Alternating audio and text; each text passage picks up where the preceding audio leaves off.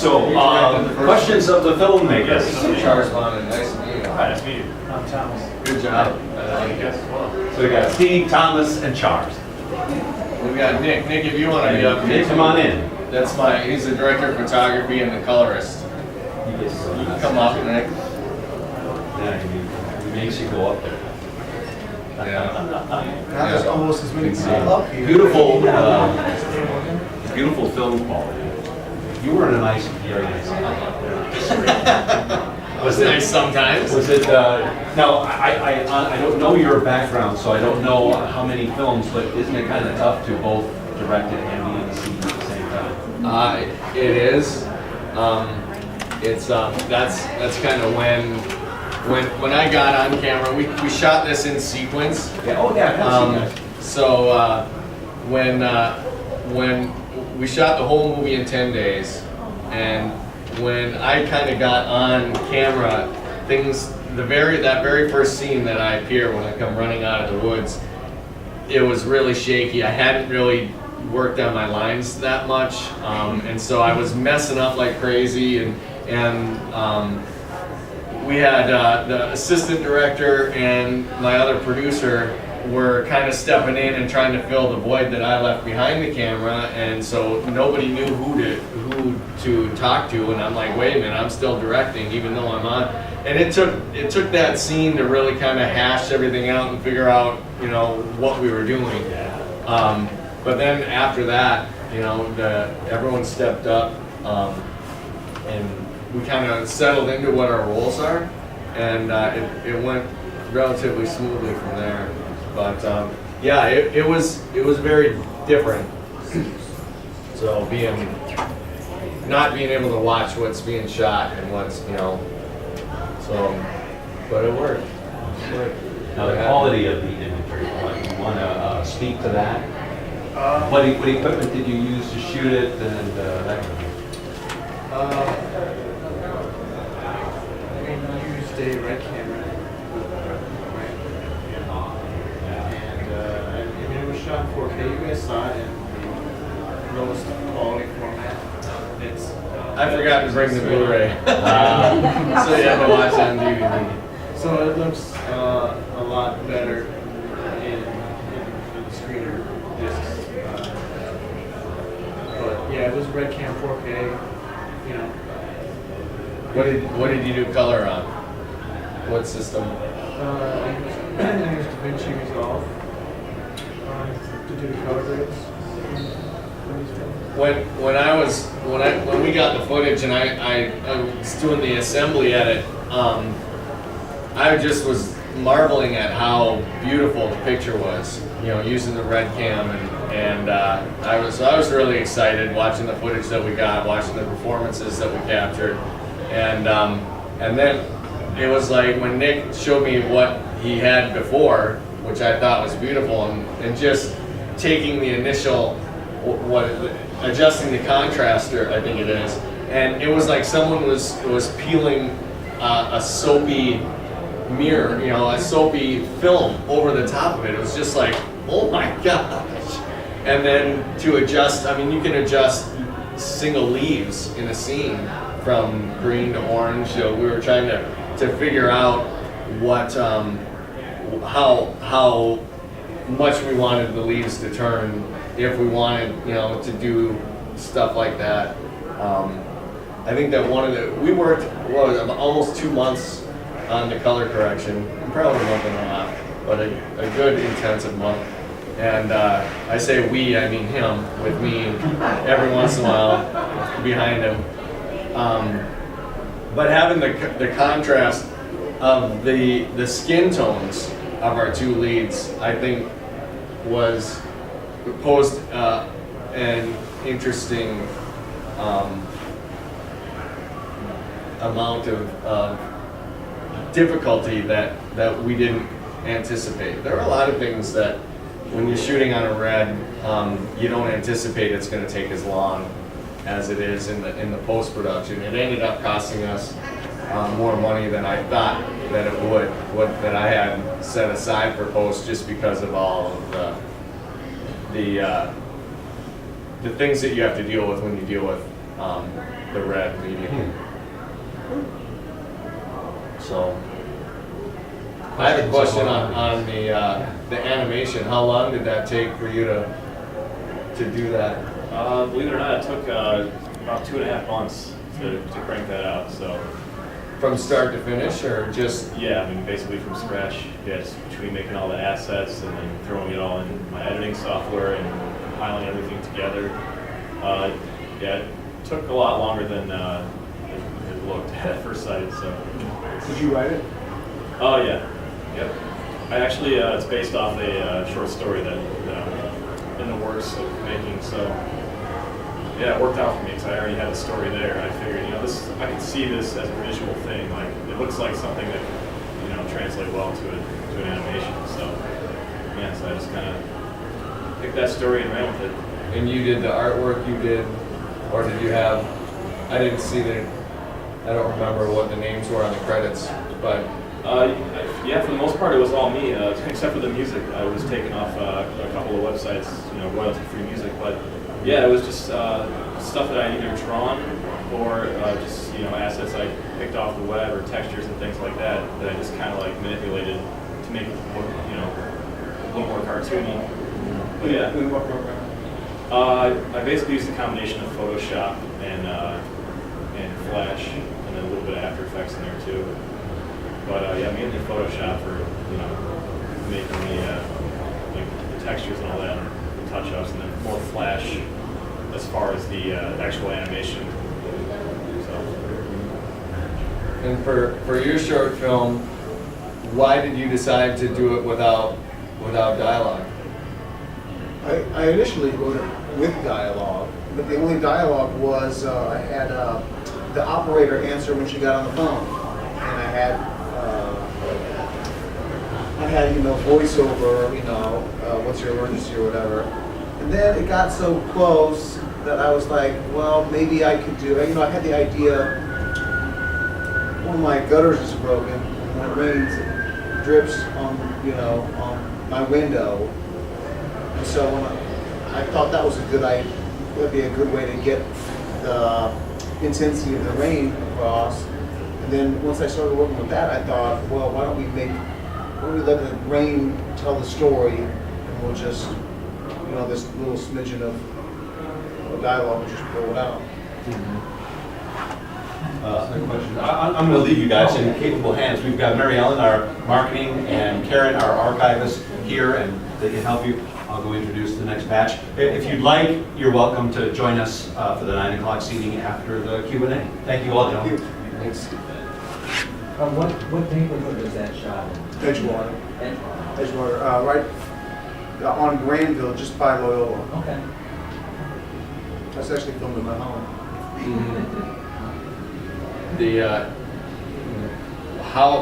How come you decided to leave silent films? Typically, they just take out everything, Right. and Right. you left the extemporaneous audio, the footsteps, the raindrops, the creaking doors. Actually, I put that in because I knew I had to use the rain to tell the story, and doing it with just rain, it was just a little it was almost distracting.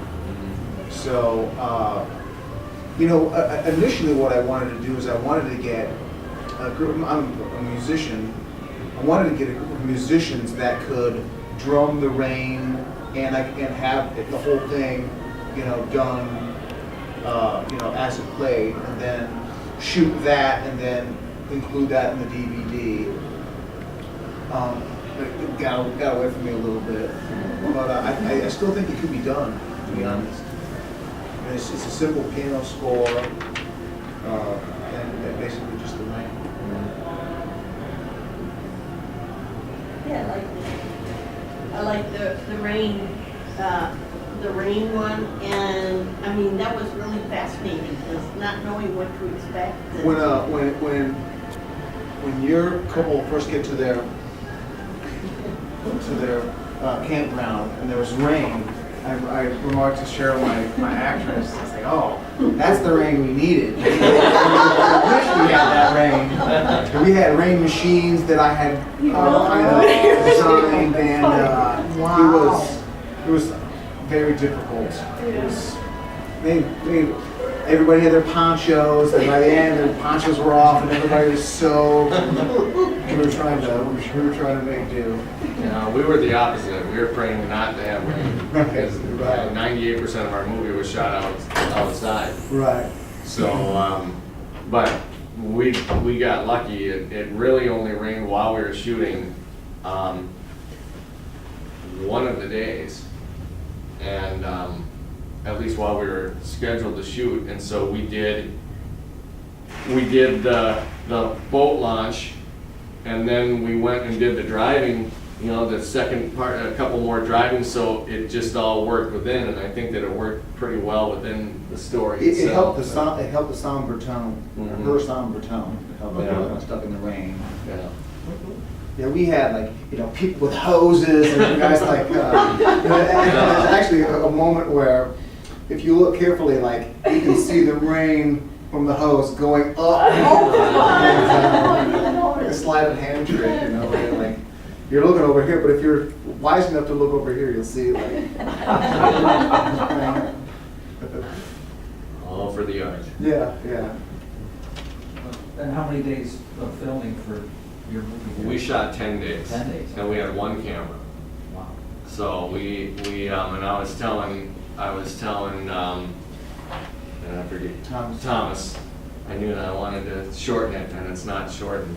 I was telling Thomas before we went in that we shot it in 10 days, but because I knew the location where we were shooting it, and so I kind of wrote the movie based on, I knew that there was a campsite that was pretty defined on the island, and then we had to create the second one, and then after that, there weren't any campsites, and but there were trails that went all through the woods of the lake, and so as soon as they got into the woods, we could take and just have one spot, and then we could have one location, 2 locations, 3 locations, on the other side 5, and so on. So we could get 6 or more locations just without having to move our gear at all. We just had to move 20 feet, 20 more feet, because depending on the angle that you're shooting, it looks like a completely different spot. Yeah. And having 2 actors, I had them cast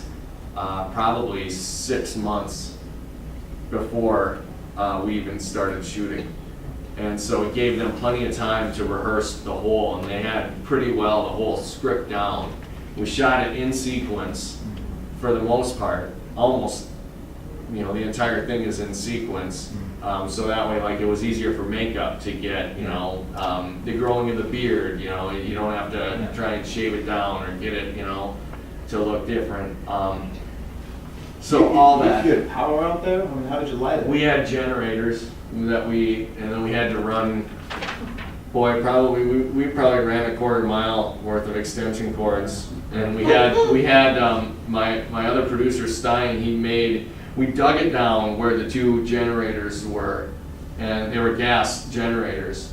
And then we made an enclosure to try and muffle the sound, and then we put blankets on top of that, and even some of that time, it was still a little dicey as far as the audio.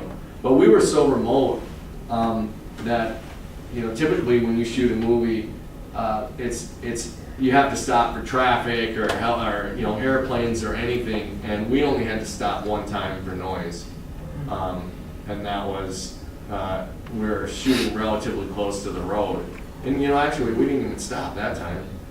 We were shooting close to the road, the big reveal scene, the emotional punch in the gut, and a truck came up and he pulled it. It was a diesel truck, so it was rumbling pretty good. And I ran over. He stopped to watch.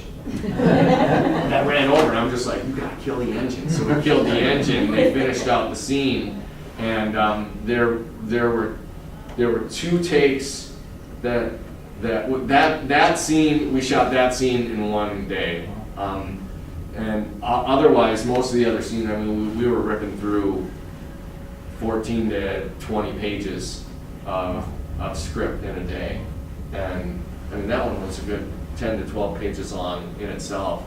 But that was the only time that I think we really had to stop.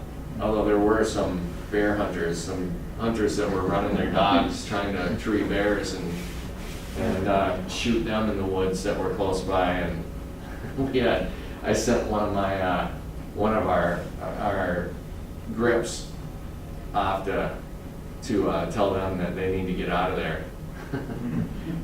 He did, and kudos to him. Because these guys, they looked a little scary. They had high-powered rifles, but And he was dressed as a bear. yeah, he was a hairy guy. No. Did you But- send the biggest of your guys? Yeah. No, he wasn't the biggest, but he was probably the toughest. I think he was an MMA fighter, so they didn't know that. Not much good against a gun, though. Yeah, no, not unless you got the Wonder Woman bracelets. Just tell them about the fish. Oh, at the end of the movie, my dad is right there. He's we have two different fish stories. There's two different fish that appear in the movie. The first one is when Wesley catches the fish, and he comes up, and then she, bursts into tears, and he doesn't know what to do with it. And so we're getting close to the time. We shot that, I think, on the third day, and we had John Bourne, the guy who got the bear hunters away. It was his job to catch us a fish because we couldn't use one that we got at a store because they fillet them. And we needed a fish. And so he's, like, every break that we get, he's still doing his duties, building the sets and doing the lighting. And he, when he's not doing that, he's fishing. And all he was catching were these little tiny fish that were like, small. And so it's the morning of shooting that scene. And he's on the dock and he's fishing. And he pulls in another little one, and he's getting it close. He sees it, and he's just like, "Well, we're gonna have to use get 3 or 4 of these little tiny fish, and it'll be a laugh." And as he's getting it close to the dock, the fish that you see in the movie hits the fish that he caught, and so he quickly gets that in, and so we've got a legitimate good fish. For that, and then at the end of the movie, I had a nice scene written that was, it was kind of like the Jesus and the apostles throwing your nets on the other side of the boat. So it was, you're fishing in the wrong spot, you need to, try the other side. And so I had that dialogue all written out, and so they're in there, and the way that we had to shoot it, we couldn't shoot it on the other side, so we're just like, you're on the same side, and so he's, Jim and my dad are in the boat, and they're fishing, they're running through their lines, and on the second or third take. First one with camera. Well, we shot the other one, we didn't tell you, yeah. But, so we're rolling it, and it's the wide shot, and he's fishing and going through the lines, and all of a sudden he catches a fish. They didn't have bait. We didn't have bait. And they caught a good time, and they just went with it. When they were driving up, because it takes about 4.5 hours to get to the location where we shot. The two of them drove up together. We just needed them for the last day, and so they drove up together, and to pass the time, they just ad-libbed in character. And so when that happened, it was just they ad-libbed, and it still cracks me up every time I see it. It's really fun. Was it you that said, "Well, maybe we should run it again"? And Josh says, "Well, we can run it 100 times, but we're going to use that one." Yeah. So we had that fish on the line, and we quickly, got the different coverage that we needed, and then we released the fish, and he was, just fine. Swam away, lived to bite another empty hook. I've got a really dumb question. I always look at the credits after all movies, and it always says grip. I don't know what a grip is. What are the grips? Grips are helpers on the set. Why is it called a grip? It's... Well, yeah, grips are helpers on the set. the key grip now, and I'm trying to think, this is not my specialty. Okay. What is, there's electricians are lighting, and there's different names, there's more than one name for different things. Electricians are lighting, but they're also known as Gaffer. gaffer. Mm. Yep, gaffer. The best boy is like the right-hand man of the gaffer, or the electric. What are some of the others? The, I was laughed at best boy.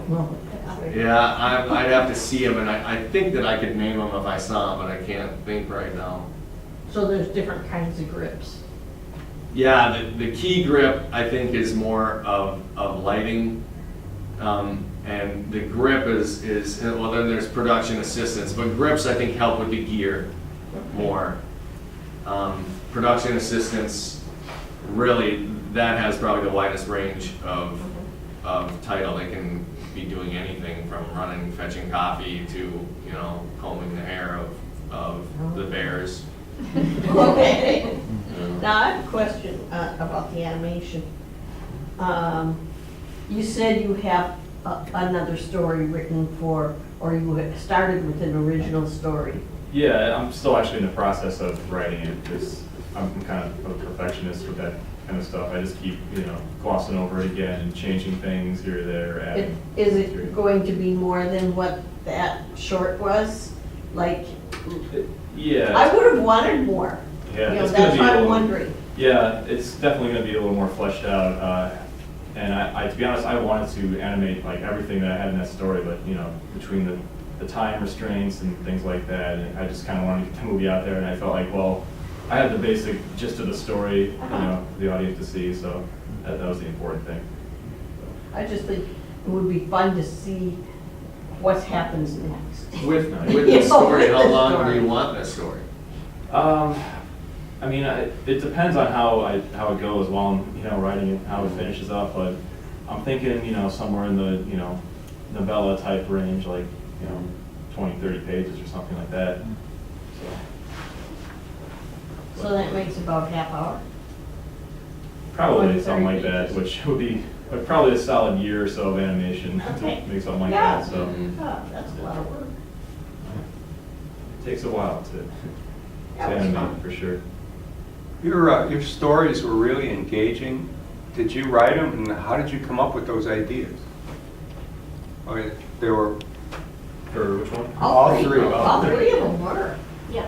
Well, yeah, for me, I guess it was just sort of a combination of, you know, what I was feeling at the time, just kind of an isolation and just going through the same like mundane routine in life, combined with, you know, my love of fantasy tales and things like that. Just kind of meshed into one story. And I like the idea of like parallel dimensions and things like that, which obviously is a big part of it. So. Yeah. I had a friend got mugged and had some difficulty getting over it. Male or female? It was a female, and you know, we're musicians, and so she gets home a lot at 1 o'clock in the morning and stuff like that. And so, you know, she struggled getting over that, and I could relate. And so I kind of like, I melded it with the kind of the weather. You know, it was like It real fit. it was like Yeah. it was raining in her world, and it was, you know, I'm kind of getting the rain to stop. Once you, I also like the way that you use the lack of color and bringing the color at the end. Yeah. I thought that was fitting. For me, I had a friend of mine. He had a very bad breakup. He had a really tough time, and I told him, I'm like, you know, you should write a story about a Lost in the Woods story about, you know, your relationship and how, you know, she was very manipulative, and she could really be a mean person. And he was a very emotional guy. And so what I told him, I'm like, have him lost in the woods, and he's trying to save them, and she's trying to kill them. You know, letting them die out there together. And so I waited for him, and he's like, I'm not a writer. I'm like, well, all you gotta do is write, and you're a writer. I mean, tell your story, and then let somebody, help you. And so I waited a year for him, and he didn't do it. And so after a year, I'm like, okay, now I will. And so I started writing The Lost in the Woods, and I knew that I've written about 4 or 5 other feature-length screenplays and I can't get anyone to even look at them. I send them to agents, I send them to managers, I send them to anybody, and they all are returned unopened and with a note saying, we did not open this. So in other words, if a movie comes out that we've done that's like this script, you can't sue us.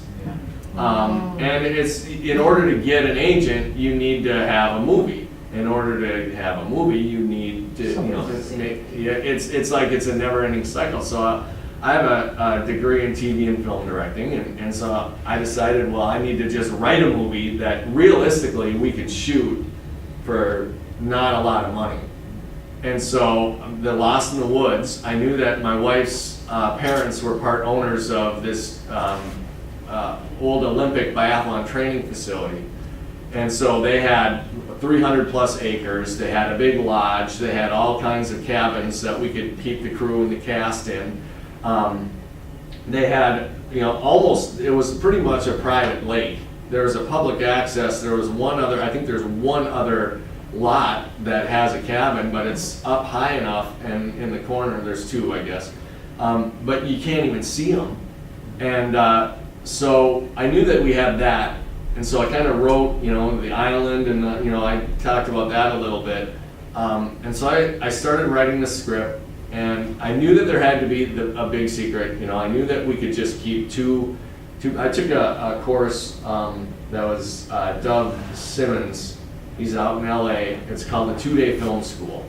And he came to Minneapolis, and there was a horrible turnout. He usually teaches his class to like 200 to 400 people. Some of his former students are Quentin Tarantino, Guy Ritchie. So it's a really good class. And he came to Minneapolis, and there were probably 40 of us.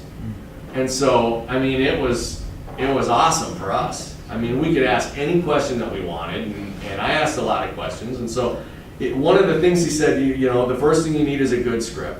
The second thing you need is a good script. And the third thing, but you need to write. I mean, anybody can make a movie. You just need to, stick 4 people in an elevator and have the power go out, the elevator stuck, and days pass, and who's going to eat each other first? And that's your movie. You have one location, you've got 4 actors, you've got, you don't have to move around anywhere. Make a movie. Harvey Korman, he's made hundreds of movies. Just, let's just get out and shoot it. And so I figured, I wrote it. You've got 70% of the movie is 2 people. I threw the third one in. Really, I threw the third one in because I wanted to force closure by the end of the movie between the relationship. But I knew that there had to be something big. The secret had to be a big secret. And actually, I think that the idea popped into my head for the secret that it was from the Ben Folds Brick song. And there's a line of dialogue near the end of this, or a lyric at the end of the song that's driving back to her apartment, and for the moment we're alone. Yeah, she's alone and I'm alone, and now I know it. This relationship is sinking.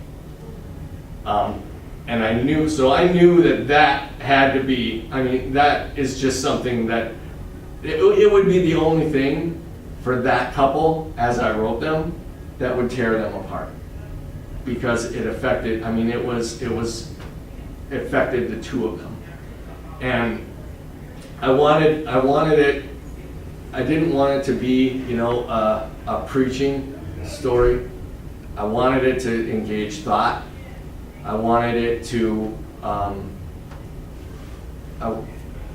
to be real. I wanted the relationship to be raw and real.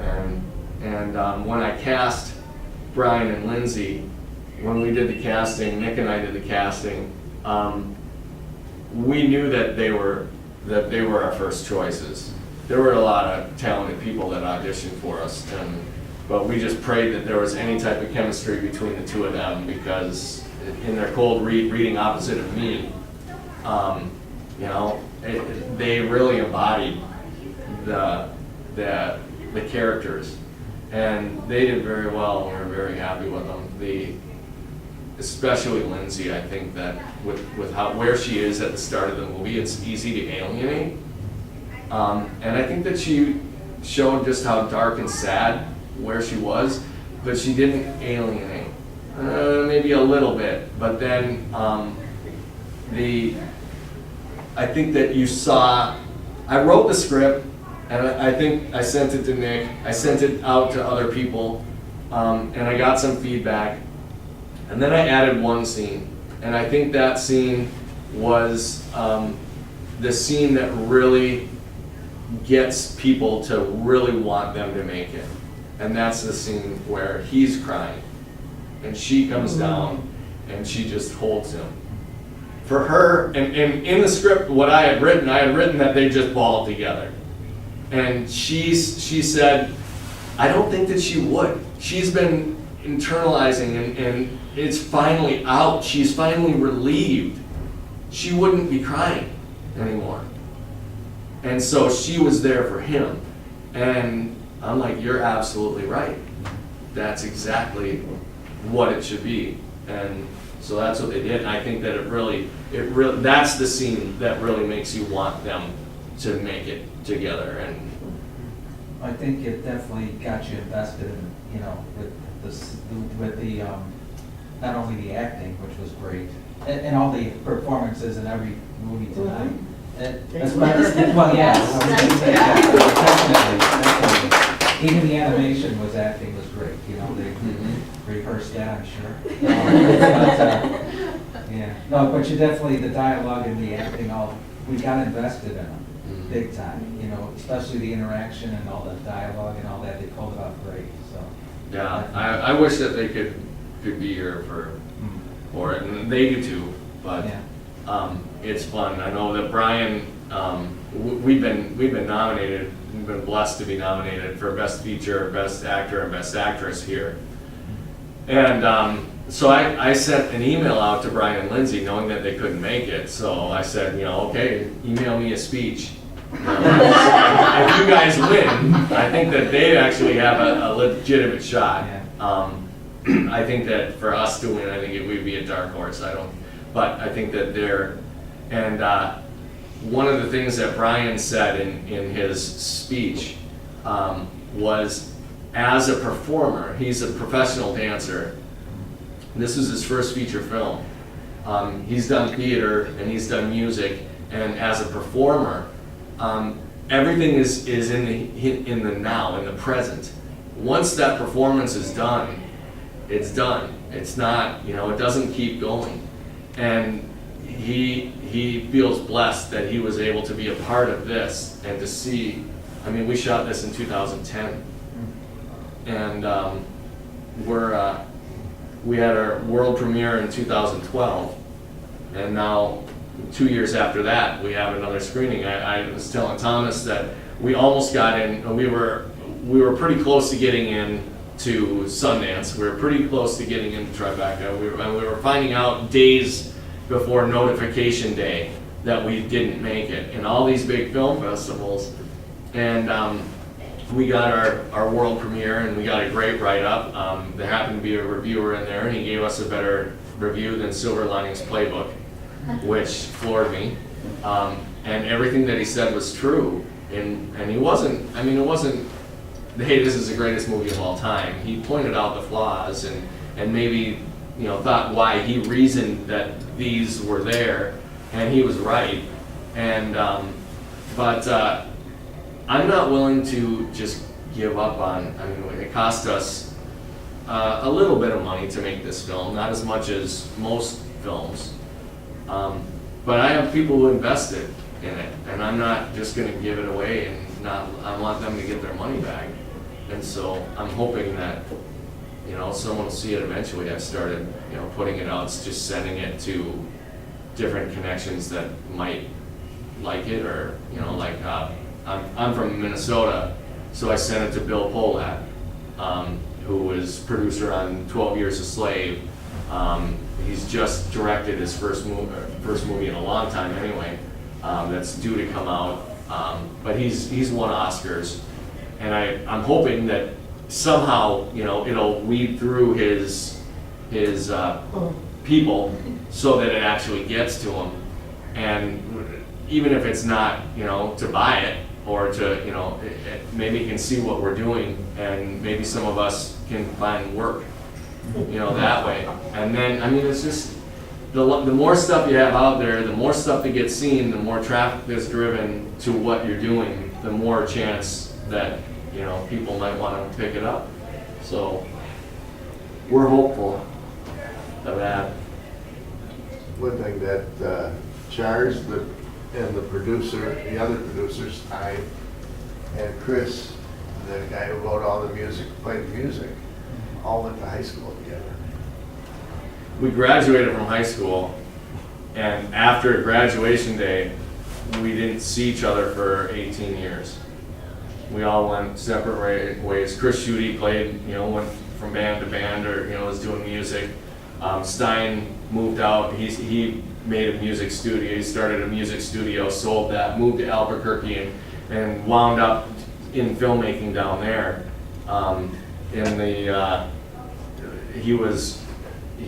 He started in sound, and then got into effects fabrication. Like, he would light people on fire and blow up towns for like westerns. And then he moved back to Minnesota because his wife wasn't getting pregnant, and she was tired of being away from her family. And so she moved up, and he's like, well, this is what I've got to do. And so he moved back, and he sent me an email, and he was just looking up to try and find work. And he sent me an email saying, hey, you know, I'm in town. I just moved from Albuquerque. I've got, you know, this is my resume. And oh, by the way, I used to know a guy named Charles from high school that and I'm just curious if this might be him. And I'm just like, dude, that's me. And I mean, we were very different. We are very different, but we were very close. Stein and I had 5 out of 6 classes together, but it had been 18 years since we'd seen each other. I ran into Chris at a gym and asked him, because I knew how talented a musician he was, and I asked him if he'd be interested, you know, because filmmakers are always looking for music. That's really, you got it lucky, because you're a musician who's now a filmmaker. Yeah. So you've got the music. 2 of my part covered. covers, like, that's the most I can do. I don't think I have another one of those in me. Yeah. I think I will hire out next time. Yeah. Well, you did a good job, so, but, yeah, so we stumbled into each other 18 years after graduation, and I've worked with What's the guy who did the music's name? Chris Schutte. Where's he from? He lives in the Twin Cities, and yeah, he's really talented. We worked with him on a couple shorts ahead of time, and there was one that we did just after shooting Finding Home that we did for a Halloween contest. It's a zombie short that it tells the story of these 2 zombie brothers. One is the head of the meanest zombie clan, and the other one is his dopey brother. And the zombie tries, and all of the zombies that we got were 6'5" or taller. No, 6'4" or taller. So they were 6'4", 6'6", and 6'7". And then the older brother was, I think he's 5'6". And so he's the leader. And then the other zombie, his brother, is one of the best comedic actors in the Twin Cities. And I wrote that so that these zombies would behave like my 3- and 1-year-old boys. And so, you know, the one is, you know, always trying to tell the younger brother how to do everything. So he's teaching them, and it's, you know, teaching him to move like a zombie, and instead of moving like a zombie, he's like flailing like a child learning to walk. You know, and it really is very funny. But the music that Chris Schutte put with that was, you know, when they banish the little brother zombie because he loves pretty things. He has a solo violin, and he's like, because nothing's more sad than a solo violin. And I mean, just the attention to detail that he's got within his music, within, you know, what chords to use, what, you know. He really is, he's very good. And he's finding more work now too, doing the scoring of different things. A lot of my acting, if they don't have, like if I'm working on a film and they don't have music, I'll tell them to look them up. And it's not uncommon that they use them. Was the actor who played the mother in your film to actually have a record? I mean, No, but he's actually done a lot of great things. His name is Will Klinger. He used to host Wild Chicago. Yeah, definitely. I know the name. I was trying to he's put a it comedian together. too. Yeah, and so he was definitely well made up. Because I would've, if he didn't have like makeup, I would have known immediately. Yeah, you know, he actually, you know, he's gaunt. They wanted somebody gaunt. Yeah. And he says, you know, I've been getting a lot of homeless person work.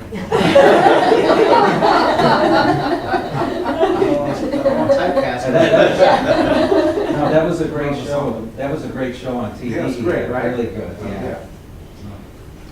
What budget did you have? Did people work, I had or did you pay everybody? Or did they that one, mostly you know, friends? how I funded that film. I found a guitar in a secondhand store that I bought for $30, and I sold it for $7,000. And I took $3,000 and I made that film. All right. Yeah, Wow. yeah. Good investment. That's great. Stores. Yeah. Did you know when you bought it? I did not. I didn't. But you know, it had brass tuners, and I thought, who puts brass tuners on a cheap guitar? So I just bought it, $30. And it was, you know, I've been around guitars my whole life and never heard of this guitar, and you know, so rare that I had never even heard of it. Wow. So yeah, that was. I got my fingers crossed it's gonna happen again. With the odds on that, but. I have a question about the animation one too. At the beginning of it, with the green stuff that's coming out as the wolf is going by, was that just an imaginary something, or was it supposed to be Toxic toxic? waste. Toxic. Sure. Oh, yeah, it was sort of like this toxic waste, basically, in a nutshell, that, you know, the guardsmen were basically infesting the creatures of the woodlands to keep people away from the, you know, from the portal, just as an extra, like, you know, extra So- protection against, you know, people stumbling upon that, basically. So it did cause the wolf to get Yeah, worse than it would have been otherwise? yeah. Yeah, Like okay. Super wolf, basically. I really like the whole story, it was good. You could do a horror flick up in your woods, but say it was Chernobyl, and you guys go, you know, looking in there to see what's going on, and there's like some sort of radioactive wolf. Yeah. Or bear. Or bear. Yeah. Yeah. Yeah. Well, that was really good, you guys. Thank you for everything. Does anyone have any other questions? I think this is the best conversation in Q&A. I've been getting so much information. This is great. Thank you very much. And the films were great. Yeah. Thank you.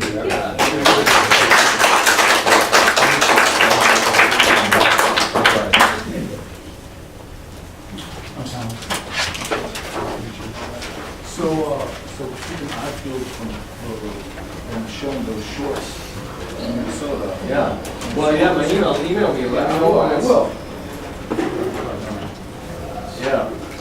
Here's, I wanted to be more popular. I'm gonna get you. The sound wasn't loud enough. Also, I know, and Charles went to clean up, so. He did too, but I was gonna take it out. It's nice to meet you. I know, I was eating, like, I reached my hand in the bag, and I'm like, and then she went. And the big ocean crunch, and I put here. Yeah. Whether it's a non-judgmental. Luckily, I've already seen that movie about